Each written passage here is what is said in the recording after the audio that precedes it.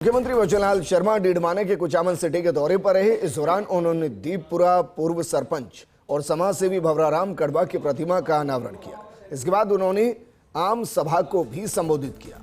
मुख्यमंत्री शर्मा ने मंच पर सबसे पहले तेजाजी महाराज, मीराबाई, शाकंभरी माता और भारत माता की जय के साथ अपना संबोधन शुरू किया। उन्होंने कहा कि नागौर डीडवाना कुचामन की धरती संतों की धरा है। यहाँ तेजाजी महाराज, आचार्य तुलसी और मीराबाई जैसी विभूतियों ने जन्म लिया। उन्होंने कहा कि मैं भवराराम कड़वा को श्रद्धांजलि अर्पित करता हूँ। मुख्यमंत्री ने कहा कि भवराराम कड़वा सामाजिक सेवा से जुड़े रहे और सरपंच पद पर रहते हुए उन्होंने जनहित और किसानों के लिए उल्लेखनीय कार्य किए। मुख्यमंत्री ने कहा कि हमारी सरकार ने ERCP कैनाल को मंजूरी दिलाई ताकि राजस्थान के अनेक जिलों को पर्याप्त पानी मिल सके। इस दौरान राज्य मंत्री विजय सिंह चौधरी ने भी संबोधित किया। हमने ये भी कहा कि नागौर को हम किस तरह से, जो हमारा ERCP है, इसमें पानी के लिए किस तरह से जोड़े, तो वो भी हमारी योजना है कि उसके नजदीक हम किस तरह से उसको जोड़े। आधा पानी चंबल से मिले और आधा पानी हमारा इंदिरा गांधी नहर से इसमें मिले। हमने यही नहीं, हमने बांसवाड़ा, डूंगरपुर, उदयपुर के लिए देवास स्कीम को, जो आधा पानी हमारा अरब सागर में जाता था वो बेकार जाता था, आधा हिंद महासागर में आता था, उसका उपयोग हम करते थे। वो पानी को भी हमने टनल बना करके, एनीकट बना करके उस पानी को भी हमने इधर लिया है, जिससे कि हमारा बीसलपुर में वो पानी आए और हमारे राजस्थान के क्षेत्र में पूरा पानी मिले। हमने माई डैम के माध्यम से हमारा डूंगरपुर, बांसवाड़ा, पाली आकर के जमाई बांध के माध्यम से हमारे जोधपुर के कुछ हिस्से में पानी आए, जालौर और सिरोही में पानी मिले। ये भी हमने योजना बनाई है। हमारी ये चारों पांचों योजना निश्चित रूप से धरातल पर धीरे धीरे आ रही हैं। ERCP को आपने देखा है, नीचे नीचे धरातल पर आ रही है। 17 दिसंबर को माननीय यशस्वी प्रधानमंत्री नरेंद्र मोदी जी ने उसका शिलान्यास भी किया है, उसके लिए पैसा भी मंजूर किया है। हमारे 15 दिन बाद DPR बनने के बाद वो काम भी हमारा प्रारंभ हो जाएगा। मित्रों, मैं यही कहना चाहता हूं कि हमारे किसान की तकलीफ क्या है, हमारा किसान किस तरह से आगे बढ़ सकता है, इस काम को देखते हुए हमने पानी के क्षेत्र में काम किया है। दूसरा काम था हमारा बिजली का, कि हमारे को बिजली समय पर नहीं मिलती, बिजली की बड़ी दिक्कत होती है। तो हमने ये काम किया कि 2,24,000 करोड़ रुपए के हमारी केंद्र सरकार से MOU किया और उसका काम धरातल पर आ गया। और हम आपको विश्वास दिलाते हैं 2027 तक हम किसान को पूरी बिजली देंगे, सस्ती बिजली देंगे और दिन में बिजली देंगे। ये हमने कहा है, ये हम आपको करके दिखाएंगे। जयपुर में नगरीय विकास मंत्री जावर सिंह खर्रा ने JDA की आवासीय योजना अटल बिहार की लॉटरी निकाली। JDA के नागरिक सेवा केंद्र में कंप्यूटर का बटन दबाकर योजना की लॉटरी निकाली गई। इस मौके पर UDH मंत्री जावर सिंह खर्रा ने कहा कि राजस्थान सरकार के 1 साल पूरा होने पर JDA की तरफ से योजना की शुरुआत की गई थी, जिनमें से अटल बिहार योजना की लॉटरी आमजन की मौजूदगी में संपन्न हुई। जयपुर विकास प्राधिकरण की तरफ से अगले महीने 3 नई योजनाओं की शुरुआत की जाएगी। JDA आयुक्त आनंदी ने कहा कि अगले महीने 3 नई योजनाएं शुरू की जाएंगी। इनकी लॉन्चिंग 20 फरवरी को होगी। इस अटल बिहार योजना के सफल आवेदकों के लिए 6 और 7 मार्च को शिविर लगाया जाएगा। जो योजनाएं विकसित हुई थी उनके बारे में बहुत सारी शिकायतें प्राप्त हुई और इसीलिए राज्य सरकार के स्तर पर निर्णय लिया गया कि JDA सहित राजस्थान के सभी शहरी निकायों को इस दिशा में काम करना चाहिए और प्रदेश की जनता को विवाद रहित भूखंड उचित मूल्य पर प्राप्त हो, इसके लिए आवासीय योजनाओं का सर्जन कर उन्हें आवंटित करने की कार्रवाई शुरू करनी चाहिए। उसी के तहत आज अटल बिहार योजना की लॉटरी निकली है और अगले महीने फिर हम 3 योजनाएं लॉन्च करेंगे। जो लोग सक्सेसफुल हैं, सबसे पहले तो उनको एक मैसेज भी गया होगा और वो अपने JDA पोर्टल पे लॉगिन करके अपने अकाउंट में देख भी सकते हैं। उनको मैसेज भी आया होगा और उसमें एक लेटर आया होगा कि आप सफल इसमें अलॉटी हैं। उस लेटर के बेसिस पर क्या क्या डॉक्यूमेंट्स उनको यहाँ JDA में लाना है वो लिखा होगा और इसमें वो अब कभी भी आ सकते हैं जोन 12 में अपने कागजात लेके उनको वेरीफाई करने के लिए। और जो लोग नहीं भी आ पाते हैं, क्योंकि ये पूरी प्रक्रिया 21 दिन के अंदर अंदर करनी होती है, तो लास्ट 20वें और 21वें दिन यानी कि 6 और 7 मार्च को हम यहाँ पूरा कैंप लगाएंगे तो जो लोग पहले नहीं आ पाए वो 6 और 7 की तारीख को आके यहाँ पे हम टीमें लगा देंगे, वो यहाँ पे बैठ के सारा डॉक्यूमेंट वेरिफिकेशन करेंगे। एडीजीपी विजिलेंस संजीव कुमार वार्षिक निरीक्षण पर टोंक दौरे पर रहे। उनके आगमन पर पुलिस लाइन ग्राउंड में कमांडर परेड और बलवा परेड का निरीक्षण किया गया। टोंक एसपी विकास आगवान ने कमांडर परेड का नेतृत्व किया। आतंकवाद, दंगा, लूट, बलवा और डकैती से जुड़ी घटनाओं पर डेमो दिया गया। इसमें पुलिस ने मुस्तैदी और तुरंत स्थिति सामान्य करने की भी रिहर्सल की। संजीव कुमार ने इस दौरान पुलिस कर्मियों के साथ संपर्क सभा की। इसके बाद क्राइम मीटिंग का आयोजन किया गया। क्राइम मीटिंग में दिशा निर्देश दिए गए। साइबर क्राइम मामलों में एडीजीपी ने टोंक पुलिस की कार्यशैली की सराहना की। इस दौरान जिले भर के पुलिसकर्मी मौजूद रहे। पुलिस मुख्यालय के आदेश के हिसाब से मैं वार्षिक निरीक्षण करने के लिए यहाँ आया हूँ। आज किया है और कल भी रहेंगे।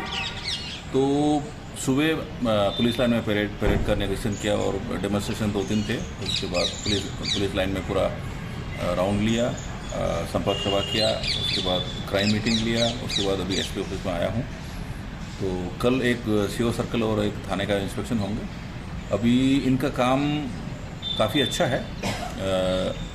2-3 जगह में इनको सुधार की ज़रूरत है। तफ्तीश की जो क्वालिटी है, उस तफ्तीश की क्वालिटी में इनको थोड़ा सा सुधार की ज़रूरत है।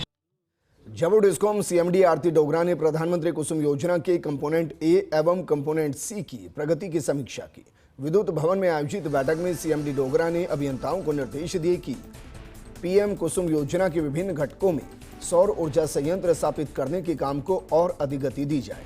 उन्होंने कहा कि सस्ती एवं सुलभ सौर ऊर्जा का उपयोग कर प्रदेश में कृषि क्षेत्र की बिजली की मांग को पूरा करने के उद्देश्य से ये योजना अत्यंत महत्वपूर्ण है। ऐसे में विद्युत वितरण निगम के स्तर पर सोलर पावर जनरेटर्स की लंबित तकनीकी आवश्यकताओं को पूरी संवेदनशीलता के साथ दूर किया जाए। इस दौरान उन्होंने कंपोनेंट ए और कंपोनेंट सी में बिजली खरीद अनुबंध पर हस्ताक्षर करने वाले विभिन्न डेवलपर्स और जयपुर डिस्कॉम के अधिकारियों के साथ विभिन्न मुद्दों पर विस्तार से चर्चा की। वहीं सोलर पावर डेवलपर्स ने डिस्कॉम चेयरमैन को आश्वस्त किया कि वो अपने स्तर पर लंबित कार्यों को गति देकर जल्द संयंत्रों को स्थापित करने के लिए प्रतिबद्ध है।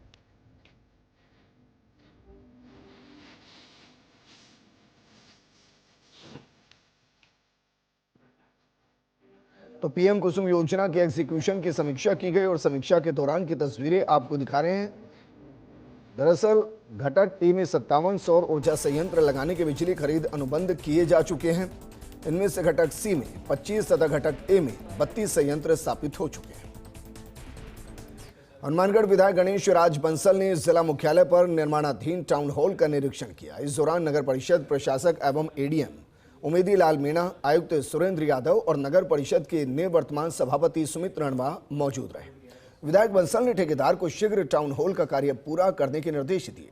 नगर परिषद प्रशासक उमेदी लाल मीणा ने आश्वस्त किया कि कार्य पूर्ण कर अप्रैल महीने में टाउन हॉल शहर को समर्पित कर दिया जाएगा। इसके बाद विधायक गणेश राज बंसल ने टाउन हॉल के नजदीक ही हाल ही में शुरू हुए सॉलिड वेस्ट ट्रीटमेंट प्लांट का भी निरीक्षण किया। विधायक ने ठेकेदार को सुचारू रूप से कार्य शुरू करने के लिए निर्देशित किया। विधायक बंसल ने कहा कि सॉलिड वेस्ट ट्रीटमेंट प्लांट सुचारू रूप से कार्य करने लगेगा तो प्रतिदिन शहर के करीब 100 टन कचरे का निस्तारण होगा। उन्होंने नगर परिषद की तरफ से किए जा रहे सार्थक प्रयासों के लिए नगर परिषद अधिकारियों को धन्यवाद दिया। आज नगर परिषद के प्रशासक श्री उमेदलाल जी मीणा जी, आयुक्त सुरेंद्र यादव जी व पूर्व सभापति नगर परिषद श्री सुमित रणवा जी एवं नगर परिषद के एक्शन कनिष्ठ अभियंता व अन्य तकनीकी अधिकारी व ठेकेदार के साथ आज हनुमानगढ़ जंक्शन में बन रहे नवनिर्मित टाउन हॉल का निरीक्षण किया गया, जिसमें ठेकेदार को उक्त कार्य शीघ्र पूर्ण करने के निर्देश दिए गए एवं क्वालिटी का भी विशेष ध्यान रखने का उन्हें हिदायत दी गई।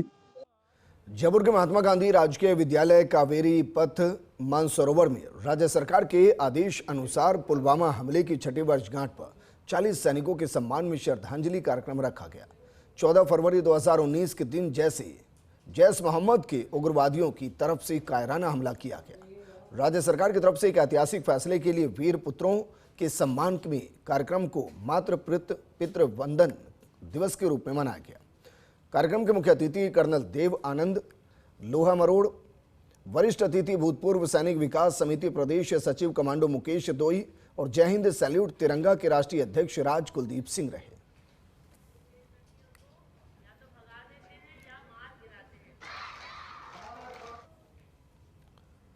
बूंदी जिला कलेक्टर अक्षय गोदारा की अध्यक्षता में नैनवा पंचायत समिति के सभागार में ब्लॉक स्तरीय अधिकारियों की समीक्षा बैठक आयोजित की गई।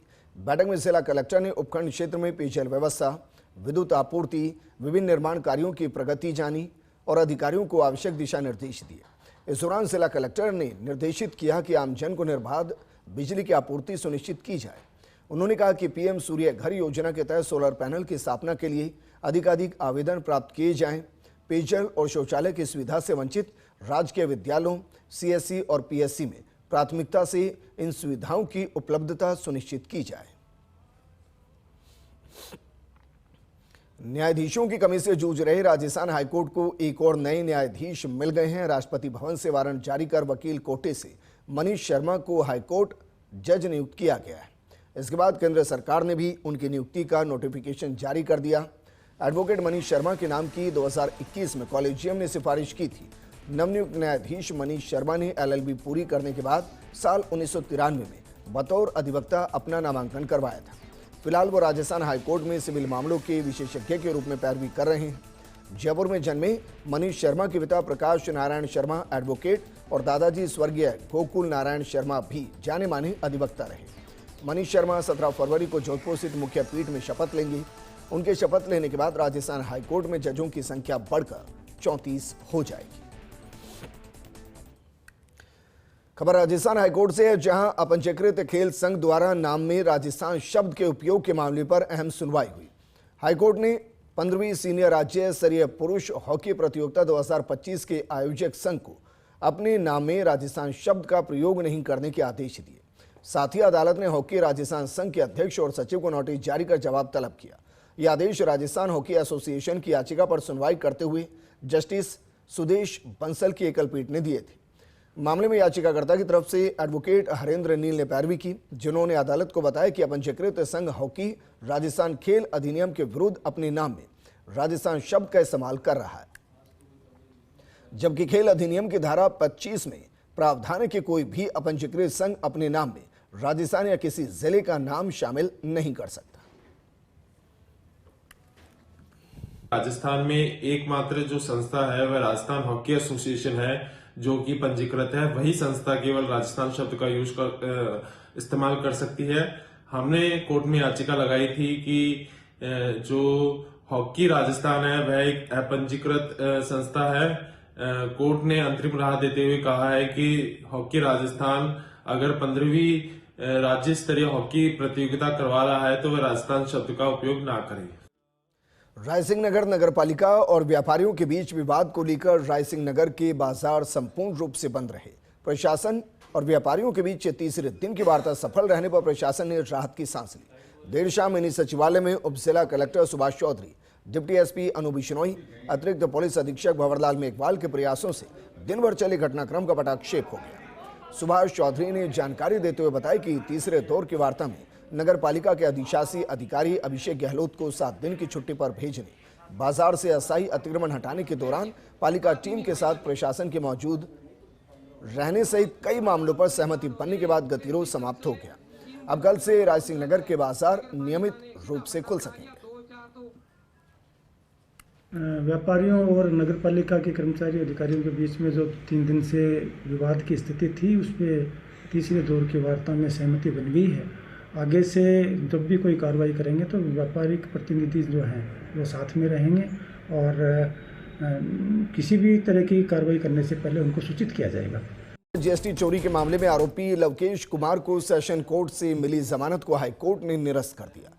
जस्टिस प्रवीर भटनागर की बेंच ने उसे 7 मार्च तक ट्रायल कोर्ट में सरेंडर करने को कहा है। हाईकोर्ट के आदेश में कहा गया है कि समस्त रिकॉर्ड से साबित है कि निचली अदालत ने जमानत देने में त्रुटि की।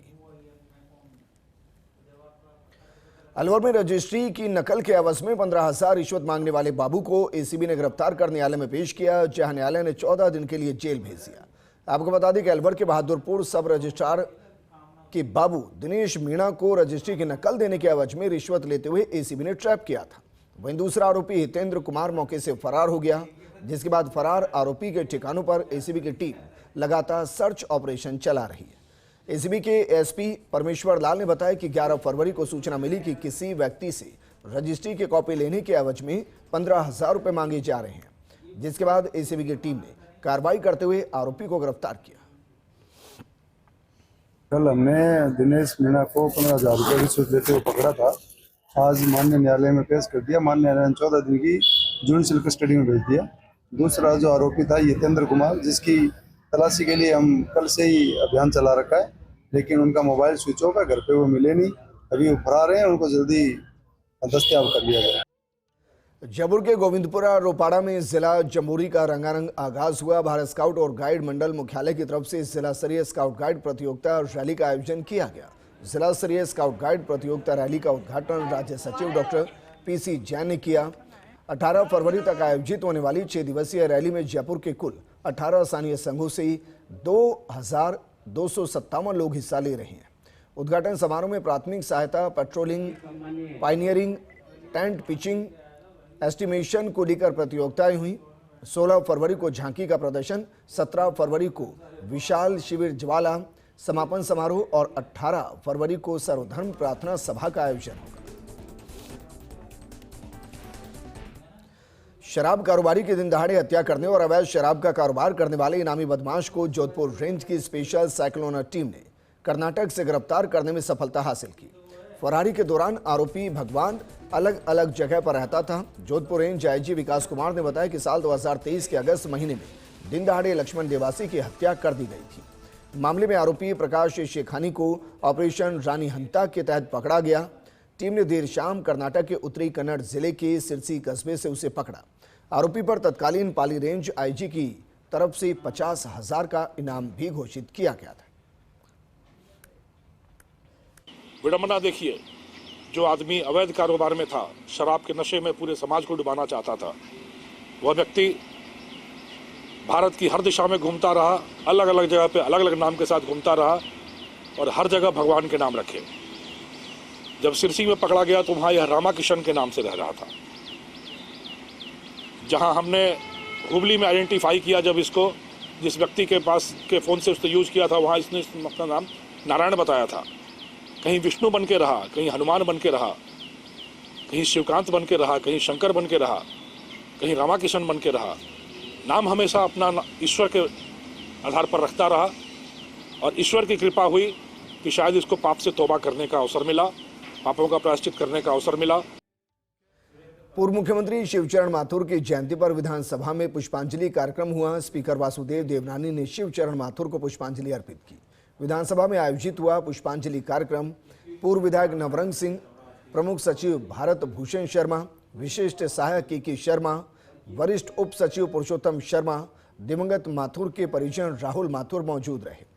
उल्लेखनीय है कि दिवंगत माथुर 14 जुलाई 1981 से 23 फरवरी 1985, 20 जनवरी 1988 से 4 दिसंबर 1989 तक राजस्थान के मुख्यमंत्री रहे। कृषि एवं उद्यानिकी सचिव राजन विशाल ने विभागीय योजनाओं की समीक्षा करते हुए निर्देशित किया कि अधिकारी योजनाओं के एग्जीक्यूशन की गति बढ़ाकर ज्यादा से ज्यादा कृषकों को लाभ पहुंचाए। दरअसल राजन विशाल ने पंत कृषि भवन में कृषि विपणन विभाग, विपणन बोर्ड और Rajasthan state seeds corporation limited के अधिकारियों के साथ समीक्षा बैठक की। बैठक में rising Rajasthan global investment summit में हुए एमओयूज के एग्जीक्यूशन की समीक्षा की गई। उन्होंने बताया कि कृषि के क्षेत्र में कुल 2430 एमओयू हुए हैं, जिनमें से 15% एमओयू एग्जीक्यूट किए जा चुके हैं। दैनिक रूप से प्रगति की मॉनिटरिंग करके कृषि प्रसंस्करण में निवेश को धरातल पर लगाया जा रहा है। जिला स्तरीय अधिकारी निवेशकों से संवाद कर एमओयू के एग्जीक्यूशन में आ रही समस्याओं को प्राथमिकता से दूर करें। राज्यपाल हरिभाऊ बागड़े ने पुखराज सांखला राजकीय प्राथमिक स्वास्थ्य केंद्र बिंजवाड़िया का लोकार्पण किया। इस दौरान उन्होंने टीकाकरण कक्ष, निःशुल्क दवा वितरण कक्ष, पर्ची वितरण कक्ष, एनीमिया कक्ष, पुरुष वार्ड, महिला वार्ड का अवलोकन किया। बागड़े ने अस्पताल में दी जाने वाली सुविधाओं, माइनर ऑपरेशन थिएटर, टीकाकरण कक्ष, लैब, मुख्यमंत्री निःशुल्क दवा योजना काउंटर, पुरुष वार्ड, महिला वार्ड इत्यादि का निरीक्षण कर उपस्थित कार्मिकों से संवाद किया। राज्यपाल ने अनीमिया मुक्त राजस्थान में लाभान्वित बच्चों और गर्भवती महिलाओं, आशा सहयोगिनी और एएनएम से संवाद किया।